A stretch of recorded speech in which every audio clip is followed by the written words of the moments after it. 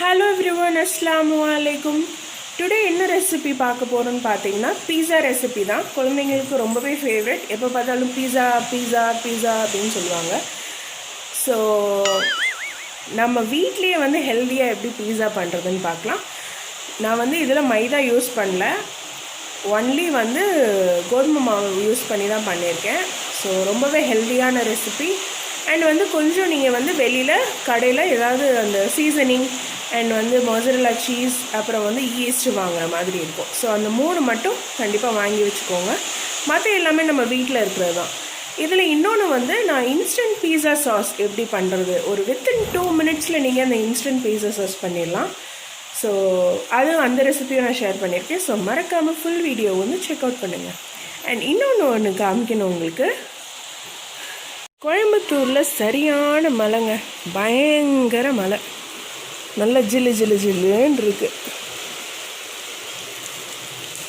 உங்கள் ஊர்லெலாம் எப்படி இருக்குன்னு சொல்லி கமெண்ட் பண்ணுங்கள்.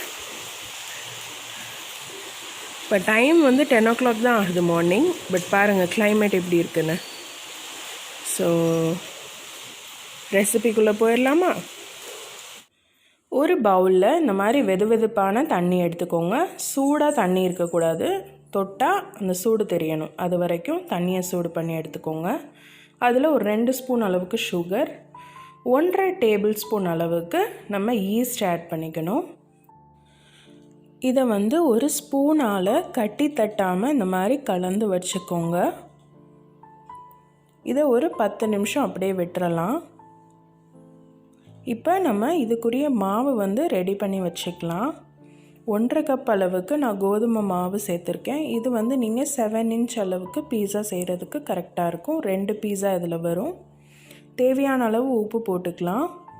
இதில் 1 டேபிள் ஸ்பூன் அளவுக்கு சீசனிங் நான் சேர்த்துருக்கேன். பீஸா சீசனிங்னு உங்களுக்கு இந்த கேயா பிராண்டில் கிடைக்கும். ஸோ அதை வாங்கி வச்சுக்கோங்க. கோதுமை மாவில் ஒரு வாசம் வரும். ஸோ அதனால் இந்த பீஸா சீசனிங் கண்டிப்பாக சேர்த்துக்கோங்க. இப்போ இன்ஸ்டன்ட் சாஸ் பண்ணிடலாம். அதுக்கு ஒரு 4 பூண்டு பல் இந்த மாதிரி கட் பண்ணி போட்டிருக்கேன். ஒரு 1/2 கப் அளவுக்கு டொமேட்டோ சாஸ், அப்புறம் 1 ஸ்பூன் அளவுக்கு நம்மளோட பீஸா சீசனிங் சேர்த்துருக்கேன். இதுக்கு தேவையான அளவு, காரத்துக்கு தேவையான அளவு மிளகாய்த்தூள். குழந்தைங்களுக்கு கொடுக்குற மாதிரி இருந்தால் கொஞ்சம் கம்மி பண்ணிக்கோங்க. 2 ஸ்பூன் அளவுக்கு சர்க்கரை, 1 பிஞ்ச் அளவுக்கு உப்பு. ஏன்னா டொமேட்டோ சாஸில் உப்பு இருக்கும். ஸோ இதெல்லாம் நல்லா கலந்து வச்சுருங்க. பூண்டு பல் இந்த மாதிரி உங்களுக்கு பெருசாக வேணான்னா நீங்கள் கிரைண்ட் பண்ணி கூட சேர்த்துக்கலாம். ஸோ நம்மளோட இன்ஸ்டன்ட் பீஸா சாஸ் வந்து ரெடி ஆயிடுச்சு. இப்போ நம்ம மாவு ரெடி பண்ணதில் நம்ம ஈஸ்ட் வந்து ஆக்டிவேட் ஆகிடுச்சு. ஸோ அதை கொஞ்சம் கொஞ்சமாக ஆட் பண்ணி நம்ம வந்து டோ வந்து ஃபார்ம் பண்ணிக்கணும். டோ வந்து நம்ம கையில் ஒட்டணும். அதாவது நம்ம அந்த நானுக்கெலாம் வந்து மாவு பிசைவோம் பார்த்திங்களா, அந்த மாதிரி அந்த ஒரு ஸ்டிக்கி டோவாக இருக்கணும். ஏன்னா அப்போ தான் க்ளூட்டன் வந்து ஃபார்ம் ஆகி நம்மளுக்கு ஈஸ்ட் ஆக்டிவேட் ஆகி நல்ல பபுளப் ஆகி வரும். உங்களுக்கு பார்த்திங்கனாலே தெரியும் என் கையில் வந்து அந்த மாவு வந்து பாருங்கள் எப்படி ஒட்டுதுன்னு. ரொம்பவும் தண்ணி ஊற்றிடாதீங்க, கொஞ்சம் அளவாக ஊற்றி இந்த மாதிரி பிசைஞ்சு வச்சுக்கோங்க. இதில் 1 ஸ்பூன் அளவுக்கு, அதாவது 1 டேபிள் ஸ்பூன் அளவுக்கு எண்ணெய் சேர்த்து நல்லா வந்து இந்த மாதிரி ஆயில் வந்து உள்ளே இழுக்கிற வரைக்கும் நல்லா பிசைஞ்சு வச்சுருங்க. இப்போ டக்கின் பண்ணிக்கலாம். டக்கின் பண்ணிவிட்டு இதை ஒரு 1 மணி நேரத்துக்கு வந்து அப்படியே விட்டுருங்க.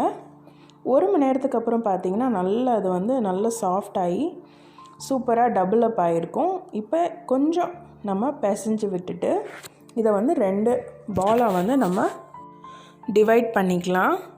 இது வந்து கரெக்டாக ஒரு 7 to 8 inch அளவுக்கு நம்மளுக்கு பீஸா ரெடி ஆயிரும். ஸோ இந்த மாதிரி ஒரு சப்பாத்தி கட்டையில் வந்து நல்லா இந்த மாதிரி திரட்டிக்கோங்க. ரொம்பவும் குண்டாக இல்லாமல் ரொம்பவும் தின்னாக இல்லாமல் இந்த மாதிரி தேய்ச்சிக்கோங்க. இதுதான் கரெக்டான அளவு. ஏன்னா அது வந்து ரைஸ் ஆகும் ஈஸ்ட் போட்டிருக்கிறதுனால. இந்த மாதிரி பிளேட் எடுத்துக்கோங்க. பிளேட்டில் பட்டர் தடவிக்கலாம். நீங்கள் நார்மல் சாப்பாடு பிளேட்டே எடுத்துக்கலாம். நான் வந்து பேக்கிங்காகவே இந்த பிளேட் வச்சுருக்கேன். ஸோ அதனால் நான் இதை யூஸ் பண்ணுறேன். இந்த ஓரங்கள் எல்லாம் இந்த மாதிரி டக்கின் பண்ணிக்கோங்க. ஃபோக்கை வச்சு இந்த மாதிரி ப்ரீக் பண்ணிக்கோங்க. ஏன்னா நம்ம ஈஸ்ட் போட்டிருக்கிறதுனால நல்லா உப்பி வரும். அப்போ வந்து பூரி மாதிரி ஆயிரும். ஸோ இந்த மாதிரி ப்ரீக் பண்ணிங்கன்னா அது அப்படியே இருக்கும். ப்ளஸ் வந்து க்ரஸ்ட்டும் நல்லா ஃபார்ம் ஆகும். ஸோ இந்த ஓவனில் வந்து, அதாவது ஹோம்மேட் ஓவனில் இந்த மாதிரி ஒரு 5 மினிட்ஸ் மட்டும் பேக் பண்ணுங்கள். பாருங்கள், ஓரத்துலலாம் லைட்டாக வெந்து வந்திருக்கு. இப்போ நம்மளோட இன்ஸ்டன்ட் பீஸா சாஸ் வந்து இதில் தடவிக்கலாம். நான் வந்து இன்றைக்கி மொசரல்லா சீஸ் எடுத்திருக்கேன். நீங்கள் ப்ராசஸ் சீஸு ப்ளஸ் வந்து மொசரல்லா சீஸ் ரெண்டுமே போட்டுக்கலாம். இன்றைக்கி வெஜிடபிள்ஸ் வந்து பார்த்திங்கன்னா நான் வந்து கார்னும் ஆனியன் மட்டும் சேர்த்துருக்கேன். உங்களுக்கு பிடிச்சமான மஷ்ரூம், கேப்சிகம் எது வேணாலும் நீங்கள் சேர்த்துக்கலாம். இப்போ மேலேயும் கொஞ்சம் மொசரல்லா சீஸ் வந்து நான் ஆட் பண்ணியிருக்கேன். கொஞ்சம் வந்து நம்ம பீஸா சீசனிங் வந்து இந்த மாதிரி தெளித்து விட்டுக்கலாம். இப்போது அந்த க்ரஸ்ட் ஃபார்முக்காக நம்ம கொஞ்சம் ஒரு 1/2 ஸ்பூன் அளவுக்கு பட்டர் எடுத்துகிட்டு சைடில் தடவி விட்டுருங்க. அப்போ தான் வந்து அந்த க்ரஸ்ட்டு வந்து சூப்பராக க்ரன்ச்சியாக வந்து ஃபார்ம் ஆகும். இப்போது நம்ம ஹோம்மேட் ஓவனில் ஒரு 20 மினிட்ஸ் வந்து பேக் பண்ணுங்கள். மீடியம் ஃப்ளேமில் பேக் பண்ணுங்கள். பார்த்திங்கன்னா தெரியும், சீஸ்லாம் நல்லா மெல்ட் ஆகி சூப்பராக இருக்குது. பட் வந்து இன்னும் அந்த க்ரஸ்ட்டு வந்து ஃபார்ம் ஆகலை. ஸோ இன்னும் ஒரு 15 மினிட்ஸ் பேக் பண்ணிங்கன்னா சூப்பராக நம்மளுக்கு வந்து க்ரஸ்ட்டு ஃபார்மேஷனோட பாருங்கள், சைட்லலாம் அந்த க்ரஸ்ட்டு வந்து சூப்பராக ஃபார்ம் ஆகிருக்கு. ஸோ நம்மளோட ஹோம்மேட் ஹெல்தியான பீஸா வந்து ரெடி ஆயிரும். ஸோ இது நீங்கள் வந்து மஷ்ரூமில் பண்ணலாம், பன்னீர் டிக்கா வச்சு பண்ணலாம், ரொம்பவே நல்லாயிருக்கும். ஸோ நம்மளும் வீட்டில் ஹெல்தியாக வந்து பிள்ளைங்களுக்கு இந்த மாதிரி செஞ்சு கொடுத்தோன்னா வெளியில் போக வேண்டிய அவசியமே இல்லை. இந்த குவாரண்டைன் வந்து இந்த மாதிரி ஹெல்தி ஃபுட்டோட பிள்ளைங்களுக்கு ஒரு சாட்டிஸ்ஃபேக்ஷனோட நம்மளே செஞ்சு தரலாம். ஸோ இந்த வீடியோ உங்களுக்கு பிடிச்சிருக்குன்னு நம்புகிறேன்.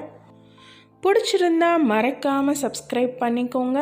கூடவே அந்த நோட்டிஃபிகேஷன், அதாவது அந்த பெல் ஐக்கானை வந்து கிளிக் பண்ணிடுங்க. அதில் ஆல் என்ற ஆப்ஷனை கிளிக் பண்ணுங்கள். அப்போ தான் நம்ம போடுற வீடியோஸ்லாம் உடனுக்குடனே உங்களுக்கு வரும். So bye bye, take care.